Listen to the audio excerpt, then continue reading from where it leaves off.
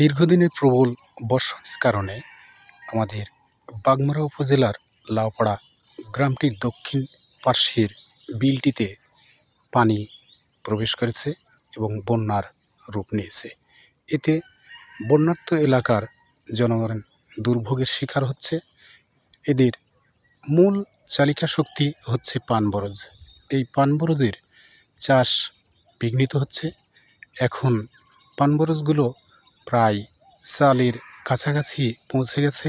এগুলো নামিয়ে আবার সুন্দরভাবে সাজিয়ে গুছিয়ে দিতে হবে, তা বৃষ্টির কারণে বিঘ্নিত হচ্ছে।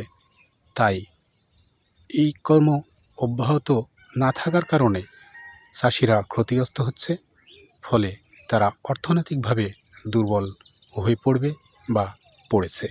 এতে পানের বাজার দর অত্যন্ত কম হওয়ার কারণে পান বরজ চাষিরা হয়ে পড়েছে দুর্বিষহ অবস্থার সম্মুখীন।